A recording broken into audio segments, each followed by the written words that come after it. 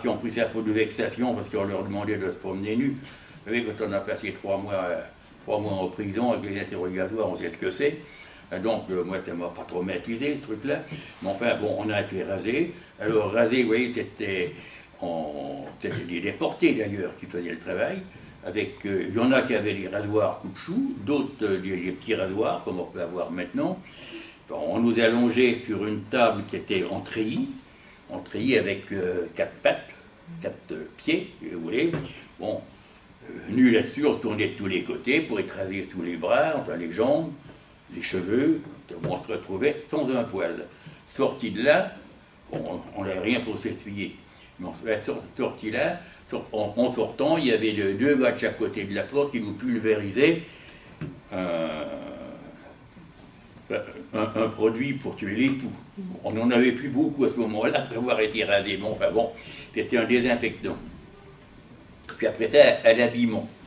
Alors l'habillement, bien oui, on repassait, on nous donnait à ce moment-là des vêtements civils qui avaient été plus ou moins conservés en état, mais pas nettoyés tels qu'ils étaient, parce qu'on n'avait pas gardé nos vêtements, mais on prenait n'importe quoi. Bon, j'avais une veste, un pantalon, et bon, on a donc passé la nuit, puis une journée comme ça. Une journée et 2 nuits après, un matin, on nous a demandé de se rassembler, de se mettre en rang par 5, et là qu'on a appris ce que c'était. Et puis, alors déjà nos numéros, attention, oui, en sortant quand même du radar de la désinfection, en sortant, on nous a mis, je vous avais montré une petite plaque en zinc, sur laquelle il y avait un numéro, et c'est là que, bon, il y a un Allemand qui nous a expliqué, en français tant bien que mal, que nous n'avions plus de noms, nous n'étions plus que des numéros. Donc, effectivement, que par la suite, nous ne sommes connus que par numéro, moi parler d'allemand. Donc, bon, en nous mettant autour du cou, il nous a dit voilà, vous n'êtes plus qu'un numéro, vous venez de me mettre un pied dans la tombe, et l'autre suivra bientôt. Mais quel a été réellement votre sentiment lorsque vous avez vu ce camp pour la première fois? Vous savez, on arrivait dans un lieu de travail. Au départ, avec le débarquement, vous disiez que vous étiez plein d'espoir, et lorsque vous avez vu ce camp, quel était réellement votre sentiment? Bien, écoutez, il y avait beaucoup de gens de déportés dedans, évidemment. Il y en arrivait tous les jours, il y en partait tous les jours. Mais tout le monde parlait du débarquement. Où sont-ils? Que font-ils? Alors déjà, on nous disait qu'ils avancent pas vite. Mais on était encore... bon, c'était l'arrivée, les premiers jours. Bon, on savait qu'on n'avait pas bien à manger. Et il y avait des rumeurs qui disaient, dans tel commando, ils ne bouffent rien, dans tel autre, c'est mieux, ils ont 2-3 fois du pain. Et on ne savait pas trop finalement, parce que très peu étaient revenus.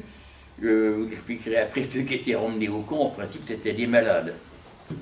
Et à Neuengamme, il y avait une chambre à gaz et 2 fours crématoires. Donc la chambre à gaz était le soin immédiat des malades, pour les malades. Oui, et après, ma foi, le four crématoire, c'était une façon de faire disparaître les corps. Vous savez que ça allait plus vite que de les enterrer quand le four pouvait fournir. Mais enfin, à Neuengamme, il paraît, ça allait quand même. Mais à Neuengamme, il y avait aussi une usine, une briqueterie.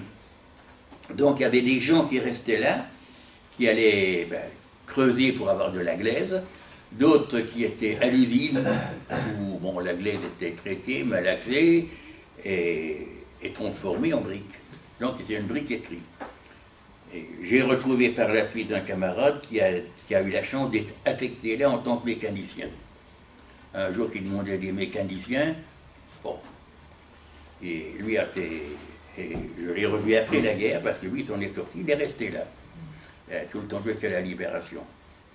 Bon, donc 2 jours après, eh bien, on nous a regroupés, 500, et là on nous a donné nos vêtements rayés, qui étaient tout neufs. Alors là, on se trouvait bien habillés, c'était réconfortant, évidemment. C'était pas qu'on les avait pour un an, enfin. Donc, bon, transport en chemin de fer, toujours en wagon, je ne sais pas combien on était, mais enfin, on était à l'aise quand même dedans. On était peut-être plus de 40 parce que les Allemands avaient quand même les mêmes genres de wagons qu'en France. Il faut transformer les hommes, la troupe et les chevaux. Parce que dans le temps, la troupe comportait des chevaux automatiquement. Les Allemands étaient plus mécanisés que nous, mais enfin, il y avait quand même toujours des chevaux. Donc nous sommes arrivés à ce moment-là dans un camp qui était le camp de Wattenstedt. Besoin que je vous donnerai l'orthographe parce que bon, j'ai toujours du mal de le prononcer. Ouais. Et là, on nous a dit, ben oui, le camp existe là depuis 1 an ou 2 ans et il en arrive, tous les mois, il en arrive 500. Donc, bon, par la suite, on a vu qu'il y avait deux groupes de travailleurs qui faisaient 12 heures par jour, 7 jours par semaine, donc aucun arrêt. Donc, bon, on est arrivé, on était encore costaud, ça allait encore. Et en arrivant, enfin, dès le lendemain d'ailleurs, comme nous étions encore très valides, on nous a tout de suite, le lendemain, on est tout de suite partis travailler. Ça allait, on est arrivé. On a vu des copains qui étaient déjà vraiment atteints par la dysenterie surtout. Donc, bon, on ouvre la partie à l'usine là-bas. Allez, on était en tête, les derniers arrivés. Et 2 jours après, le 2e jour, après être arrivé à Wattenstedt, on était embarqué à l'usine. Alors on était, le camp par lui-même était environ 1,5 km des ateliers. Mais l'usine elle-même, le camp, tout était entouré par des barbelés. Et le camp était à la 2e ligne de barbelés à l'intérieur. On avait 1,5 km à faire dans un espace où il y avait des stockages, en particulier des lettres pour les bombes. En tôle. Ouais. Donc, bon, il y avait ce parcours à faire, et je vous parle de ça parce qu'effectivement, ces lettres qui stationnaient là, les mauvaises herbes avaient poussé, c'est là que par la suite, j'allais glaner des orties. Donc, bon, nous sommes arrivés à l'usine où on nous a tout de suite trié, mais qu'on l'était d'avance, tout ce qui arrivait, tout de suite aux presses. Aux presses, alors là, les presses, bon, il y en avait plusieurs chides d'ailleurs, avec une presse à l'entrée au départ, ça mur des fours, et les fours chauffaient ce qu'on appelle des lopins d'acier, les chauffaient plus que rouges, blancs, pour être emboutis. Alors, les premiers étaient des petits obus qui faisaient 80 de diamètre, 80 mm de diamètre. Il y avait du 100, 104, je crois, puis ça allait jusqu'aux bombes de 250 kg qui faisaient environ 30 cm de diamètre et 1,50 m de long. Donc c'était... Oui. Alors, le temps qu'on était là, par la suite, il y a eu une énorme presse qui a été installée et qui a fait pendant un certain temps, très court d'ailleurs, des têtes de fusées, qui devaient être des fusées atomiques, ou je ne sais pas quoi, bon, non, de V1, pardon. Quand il y les V1, puis les V2. Bon, en fait, c'était des têtes de fusées. Là, il y avait donc l'ogive qui était devant. Et donc, vous voyez à peu près cette immense usine, d'ailleurs, où il y avait toutes des lignées de shit, des lignes de travail. Donc, après l'emboutissage, le premier emboutissage, il y avait une presse qui suivait tout de suite, tant que c'était chaud, c'était réchauffé, et il y avait donc un premier emboutissage où on mettait la forme qui formait l'ogive de l'obus, mais qui restait très épaisse et très court. Après, il y avait ce qu'on appelle l'élongation, en quelque sorte, parce que l'obus était filé et allongé pour prendre de sa forme définitive. Alors là, à cet état-là, les obus étaient empilés comme des stères de bois.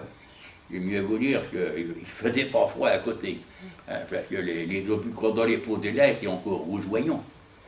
Donc, c'était très cuisant. Et les ouvriers allemands qui travaillaient là, j'en ai pas vu. Mais enfin, on nous disait qu'eux avaient des tabliers de cuir et avaient des masques.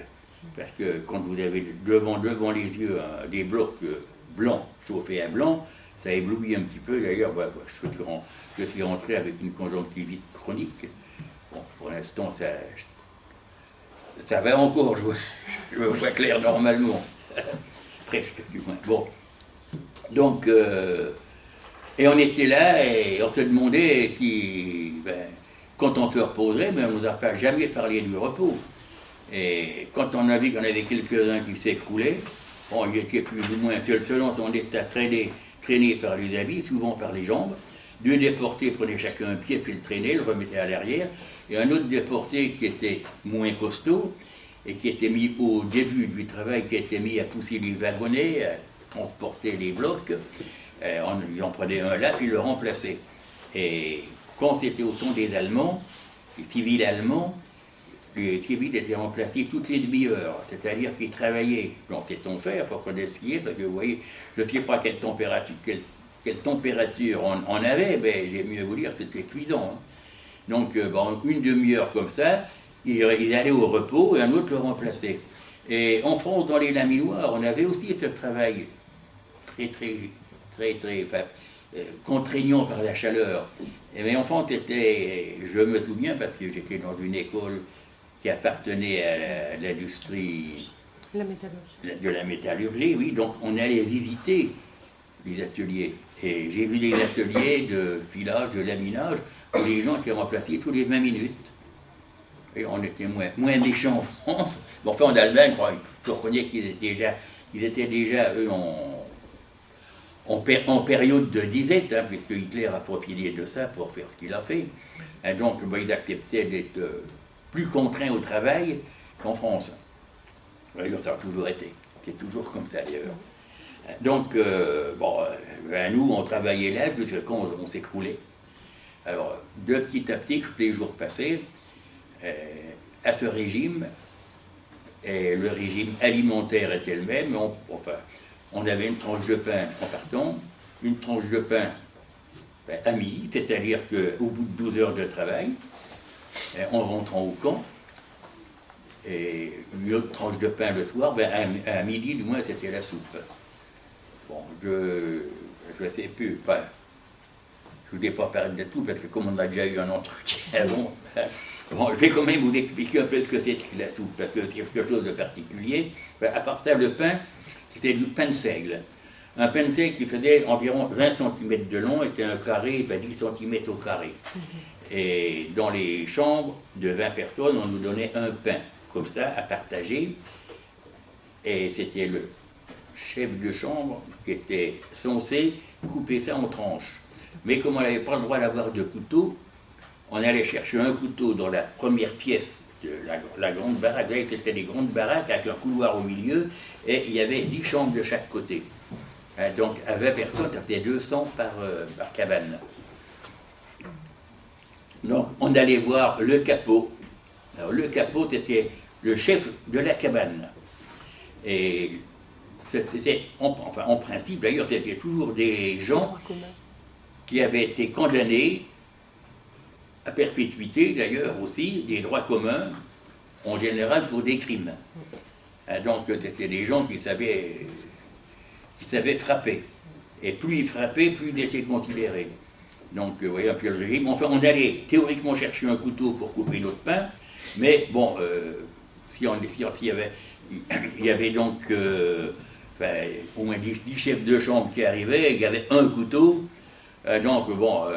Finalement, comme nous travaillions quand même dans un atelier où il y avait du matériel pour entretenir les machines, il y avait de quoi fabriquer des couteaux.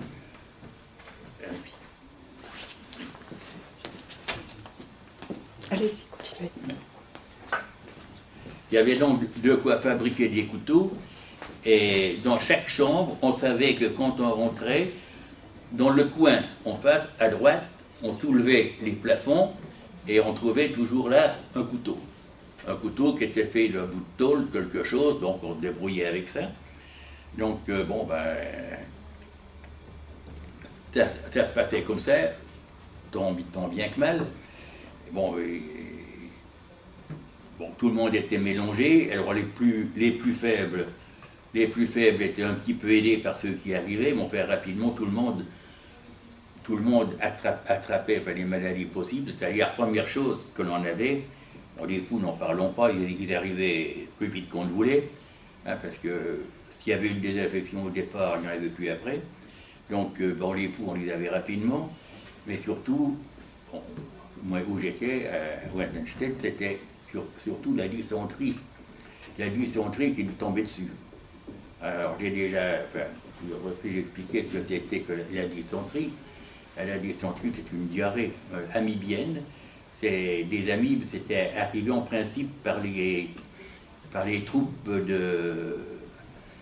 d'Afrique ou des pays chauds.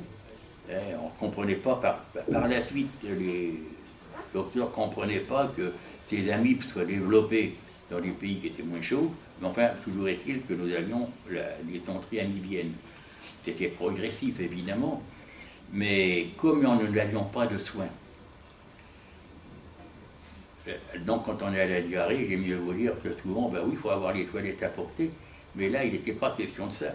Quand on était au camp, on avait une certaine liberté pendant quelques heures, si vous voulez. Bon, là, on pouvait y aller. D'ailleurs, là, les toilettes étaient faites d'une façon particulière. Et une tranchée qui était creusée, une tranchée de 3-4 mètres de long. Devant cette tranchée, il y avait des piquets avec une poutre dessus.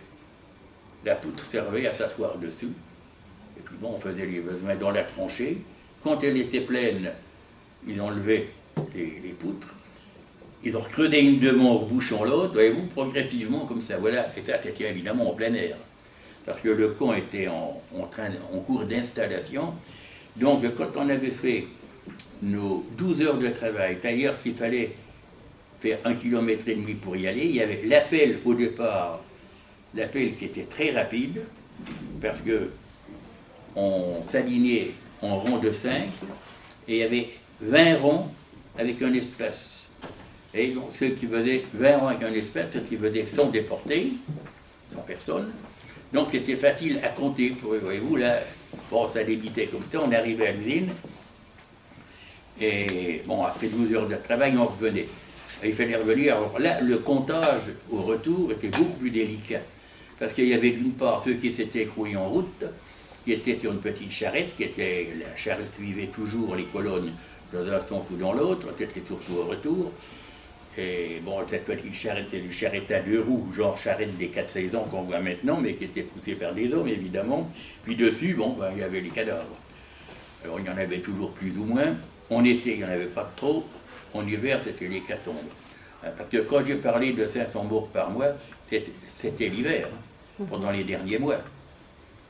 C'est-à-dire que c'était une moyenne sur le temps qu'on a duré, mais enfin, c'était en hiver. L'hiver, c'était une chose terrible.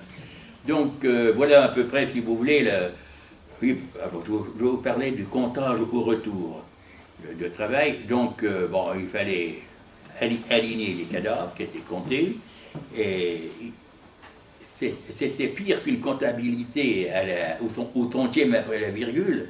Il ne fallait pas qu'il en manque un. Ben oui, ben tout le monde y en manquait. Parce que les cadavres, on ne les avait pas tous retrouvés.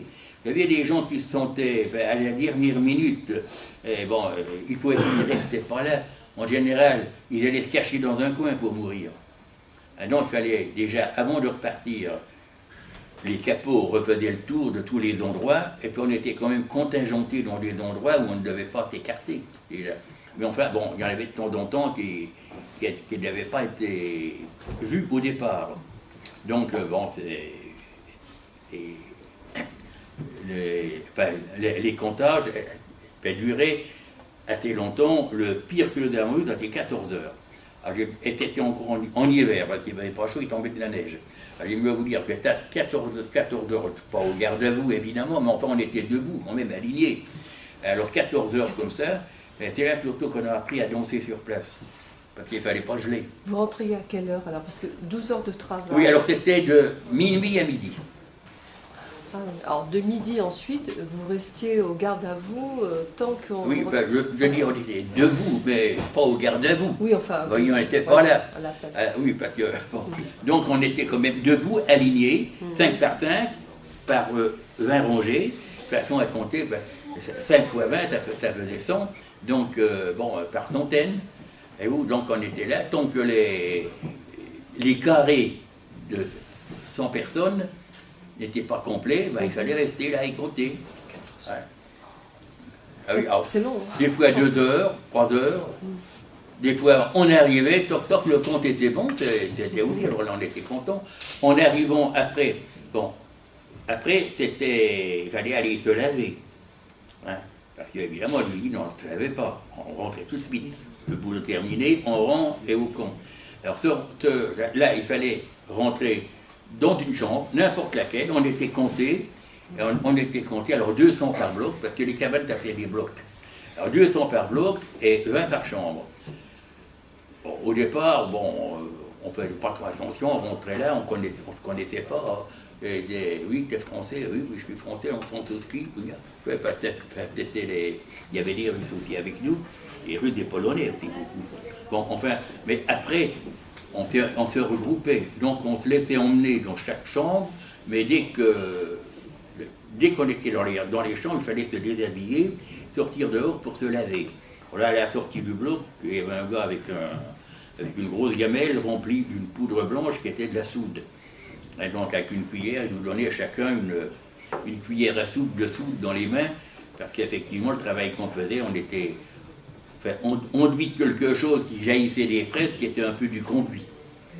C'était un mélange de carbone, de poudre de carbone avec du soufre. Bon, donc on se lavait tant bien que mal, on se lavait quand même. En été, c'était bien, mais en hiver, même régime. Parce qu'on n'a jamais été changé en quoi que ce soit, ni en vêtements, ni en organisation, si vous voulez. Rien n'a été changé. On s'est adapté. Parce que j'aime mieux vous dire que la conservation de la vie fait faire beaucoup de choses. Donc voilà, rentrer, compter, laver. Au bout d'un certain temps, on avait formé des petits groupes entre Français. Et puis dès qu'on était libéré de notre corvée du lavage, on rentrait s'habiller avec nos vêtements qui étaient dans la chambre où on était, mais tout de suite après, on se rechangeait, on se regroupait. Ça a duré un moment, mais après, la dysenterie est arrivée, et tout, la gale, on savait glisser le petit tapis. Moi, je peux dire que j'étais à peu près, un peu près, je ne dirais pas en bonne santé, mais enfin valide, disons, pendant 2 mois. 2 mois, le temps avait passé, juillet, août, septembre. Là, ça commençait à aller moins bien. Je pense que c'est en septembre que nous avons eu le premier bombardement. Alors, pour vous dire, voyez-vous que finalement, le travail que je vous ai expliqué, je l'ai fait effectivement que pendant 2 mois. Il y en a qui avaient déjà une année, ils étaient là. Je dis que j'ai fait pendant 2 mois parce que le premier bombardement, il y a quand même une partie de l'usine démolie, mais une partie qui travaillait encore. Et il y a surtout eu à ce moment-là la gare du chemin de fer qui arrivait dans l'usine qui a été complètement détruite.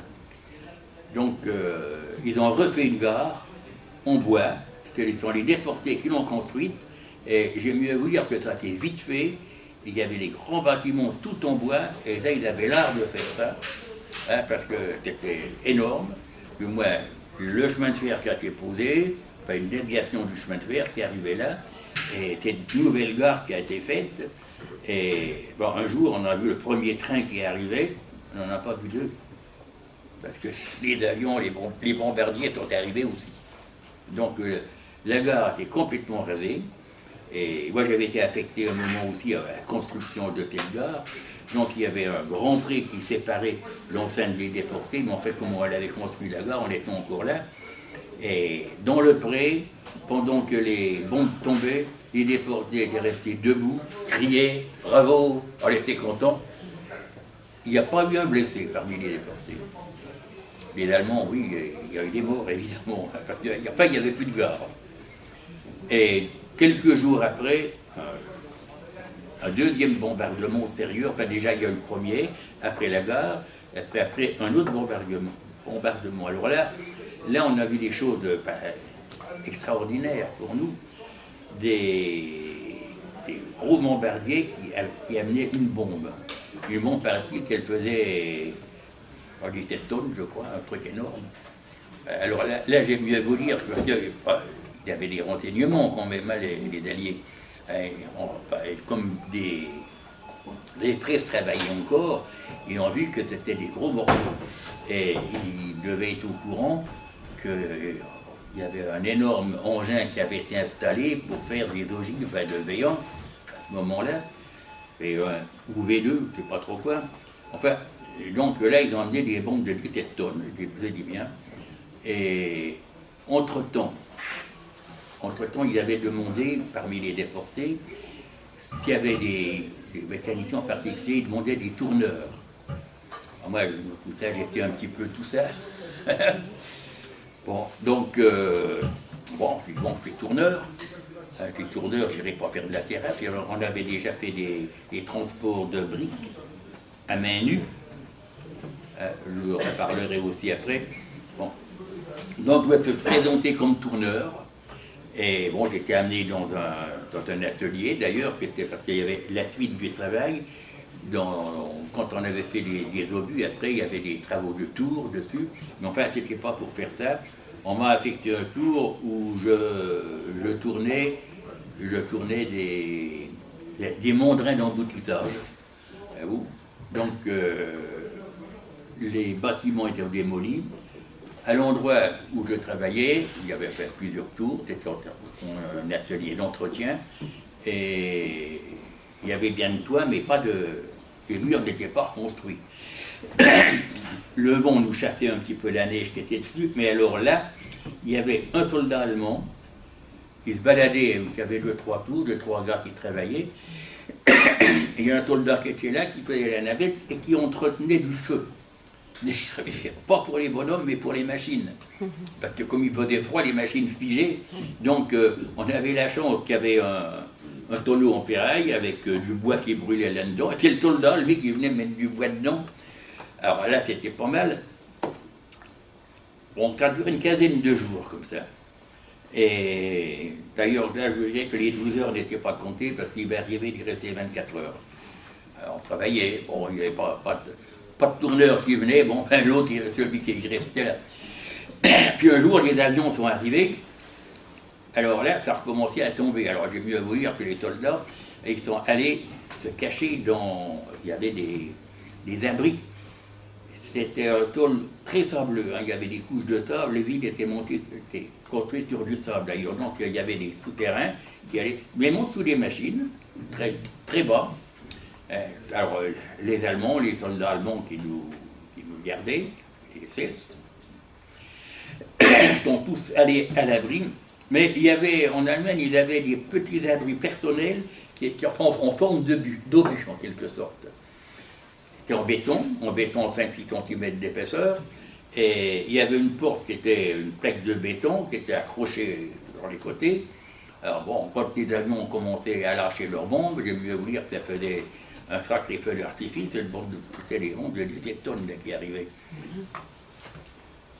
Je me suis précipité vers un de ces petits abris personnels, mais oui, je n'étais pas tout seul. Il y en avait 2 qui sont arrivés avec moi. On a réussi à rentrer 3 dedans. On a fermé la porte, puis t'as dégagé, on a senti notre petit abri qui basculait, qui roulait, qui ne s'arrêtait pas de rouler, qui était secoué de tous les côtés, puis enfin, bon, ça a duré peut-être 20 minutes, une demi-heure au maximum. Puis enfin, bon, tout s'est arrêté, bon, ça grondait un peu partout, il y avait du feu à droite et à gauche. C'est bien que, bon, on n'était rien dit, on était coincés là-dedans. Franzouski, Rouski. Alors, j'étais avec 2 Russes. On a commencé à s'exprimer, tant bien que mal, et puis, bon, on a tâté un peu la sortie. On a eu la chance que la sortie était vers le haut. Bon, on a réussi à pousser ça, il y avait des gravats dessus. des bouts de ferraille dans tous les sens. Enfin, on a sorti, première vision, on était dans un énorme entonnoir. Oh. Ah oui, quand même. L'obus avait roulé dans le fond de l'entonnoir. Un obus, un autre à côté, on était dans le fond, bon, on a grimpé. Et là, comme dans un trou de volcan, vous voyez, on est arrivé en haut. Ah, alors là, c'était un champ labouré, mais enfin, grandiose. J'ai vu de ces énormes presses qui étaient repiquées dans le sol à l'envers. Ou un petit peu ces énormes machines qui faisaient peut-être 50 tonnes, vous savez, des trucs énormes, qui étaient repiquées à l'envers. Alors là, l'usine était complètement rasée. Là, il n'y avait plus rien. Voilà, c'était liquidé. Et puis, oh, regardez, mais il n'y a pas un Allemand, on ne les voyait plus. Et on s'est aperçu après que les abris où ils étaient rentrés étaient remplis d'eau. Parce que je veux vous dire que, bon, un travail comme ça, d'amplification de chaleur, toutes les machines avaient besoin d'eau, d'être arrosées pour être refroidies. Donc il y avait d'énormes conduites d'eau et les presses étaient elles-mêmes fonctionnaient, c'était des presses hydrauliques. Donc il y avait des énormes conduites qui faisaient 20 cm de diamètre qui étaient installées partout dans l'usine avec des énormes réservoirs. Alors avec le bombardement, tout ça était crevé et les abris étaient remplis d'eau. Donc, bon, il n'y en a pas un qui s'en est tiré. J'ai même mieux vous dire qu'ils n'ont pas cherché à les retirer tout de suite. Ils espéraient que, bon, j'ai jamais vu que l'eau était partie, mais enfin, finalement, après, on a déblayé. Après, alors là, il n'était plus question de reconstruire. Hein. Le temps avait passé. L'hiver était aussi déjà bien avancé. Et mon Dieu, bon, ben, on déblayait tous les mois. On entassait des gravats d'un côté, de l'autre. Il n'y avait plus de camions, plus rien. C'était des brouettes. Bon, c'était quand même le travail forcé, puisque, bon, enfin, là, le moral de nos gardiens était quand même sérieusement atteint. Alors, on va dire qu'après le premier bombardement, comme il y avait une partie des bâtiments qu'on rénovait, ce qu'il y a, c'est que les bombes avaient soufflé sur tous les toits. Les bâtiments étaient en charpente métallique et la toiture était formée de dalles de béton léger, faisait environ 50 cm de large et 2 mètres de long. Ces dalles étaient posées les unes sur les autres, puis après dessus il y avait ce qu'on appelle de l'étanchéité. Hein. Donc on était chargés, nous, d'aller poser ces dalles. Alors vous voyez que bon, la charpente était quand même assez large, presque pas de pente. Hein. Donc les dalles, on les portait à deux. Ils étaient montés par des panneaux, il y en avait électriques, d'autres qui étaient électriques à main. On montait les dalles comme ça, puis en haut, il y avait 2 déportés qui prenaient une dalle, qui allaient les poser où il fallait. C'est-à-dire qu'il fallait marcher sur les poutres, ou quand les dalles étaient posées, on marchait dessus. Mais bon, on était un peu vicieux dans notre genre, si vous voulez, parce que on se promenait, on prenait une poutre, on repartait une autre, on revenait là, puis on faisait des tours comme ça, on se baladait comme ça. Et mieux vous dire qu'ils sont vite aperçus. Alors bon, les SS à ce moment-là, ben, nous tiraient dessus. Bon, j'ai vu personne d'atteint. Par contre, il y a les capots qui nous couraient après. Alors là, eh bien, ils n'étaient pas à la noce, parce qu'ils nous couraient après, mais... Vous savez, ça glissait quand même, c'était quand même l'hiver. Vous attendrez, non? C'était quand même l'hiver. Et ils essayaient de courir après, mais quand ils rattrapaient les 2 déportés qui portaient la dalle, bon, les déportés glissaient, la dalle tombait. Mais eux, ils n'osaient pas s'approcher parce qu'ils avaient trop peur de suivre la dalle. Et donc, bon, c'était un petit peu le folklore comme ça, mais enfin, par des gens qui tenaient à peine debout. J'ai vu des déportés qui glissaient, qui restaient à plat ventre le machin, qui se cramponnaient, et qu'on peut amener à les relever, j'en ai pas vu qui tombaient. Des capots non plus d'ailleurs.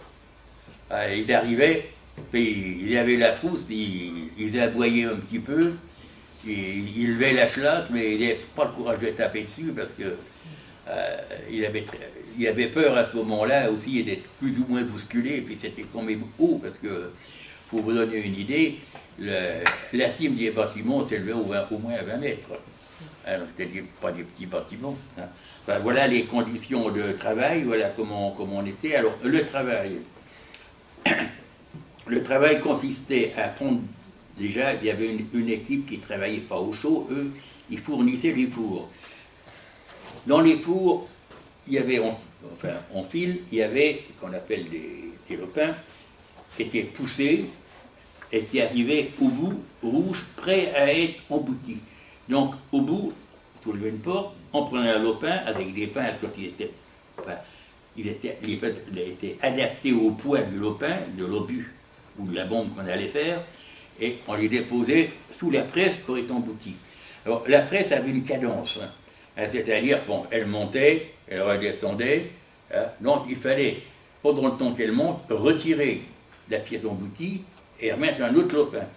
Alors là c'est là que c'était pas drôle, parce que la cadence était telle que au départ, quand on était costaud, on arrivait à suivre, mais après on n'y arrivait plus. Quand on parle de travaux forcés, c'est bien forcé, parce que pour y arriver, eh bien les capots étaient là, avec leur truc, et vous tapaient dessus. Et pour faire courir, et bon, on a beau traîner les pieds, quand on vous tape dessus, bon, on essaye quand même d'aller à la cadence. Jusqu'à quand, évidemment, on s'écroulait. Et quand on s'écroulait, on était remplacé par un de ceux qui approvisionnait les lopins froids.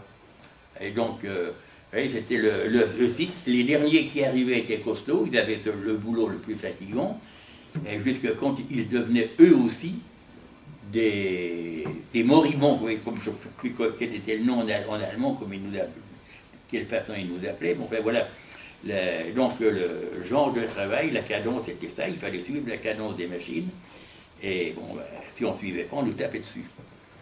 Mais évidemment, on n'arrivait pas à suivre. Alors, j'ai vu des fois où la pince qui tenait l'obus était restée sous la machine, alors Paul se faisait écraser